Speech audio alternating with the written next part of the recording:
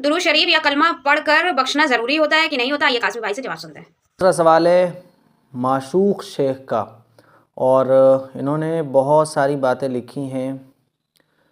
इनका जो सवाल है वो पूरे सवाल का ख़ुलासा ये है, ये पूछना चाह रहे हैं कि घर की ख़वातीन, जैसा कि मैंने आप लोगों को पहले भी बताया है कि घर की ख़वातीन चलते फिरते मर्द हज़रात दुकान पर बैठे हुए दुरूद शरीफ वगैरह पढ़ सकते हैं। तो इन्होंने लिखा है कि मुफ्ती साहब, किसी ने इनसे कहा कि गिनना ज़रूरी है, आप जो भी दुरूद शरीफ पढ़ रहे हैं उसे गिनें और गिनने के बाद उसको बख्शें। अगर आप नहीं बख्शेंगे और गिनेंगे नहीं तो फिर जो है वो पढ़ना बेकार है, इसका कोई सवाब नहीं होता है। तो ये पूछते हैं कि प्लीज़ भाईजान मुझे ये बताएं क्या ये बातें सही हैं, मैं बहुत परेशान हूँ। देखिए, ऐसा नहीं है, जिन्होंने आपको बताया वो गलत बताया है। आप जब दुरूद शरीफ पढ़ते हैं तो वो ख़ुद ब खुद हुजूर पर पहुँच जाता है। तो कोई भी चीज़ दीन की जो है उसको गिनना और उसको बख्शना ज़रूरी नहीं है।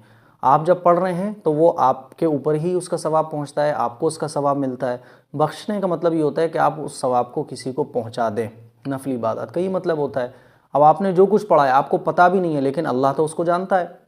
आपने मिसाल के तौर पर दुरूद शरीफ 100 बार पढ़ा है, आपको नहीं मालूम कि आपने कितनी बार पढ़ा, लेकिन अल्लाह तो उसको जानता है। अब आपने अपने पढ़े हुए को जब चाहें आप बख्श सकते हैं। आपने मान लीजिए दुरूद शरीफ पढ़े, आपको नहीं मालूम अपनी कितनी बार पढ़े, लेकिन आपको बख्शना है तो आप कहते हैं अल्लाह जो कुछ मैंने दुरूद शरीफ पढ़ा है इसका सवाब मेरे दादा को पहुँच जाए, अब्बा को पहुँच जाए, आप बख्श सकते हैं।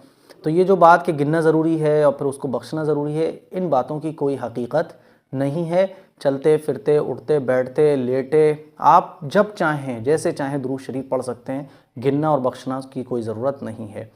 अगला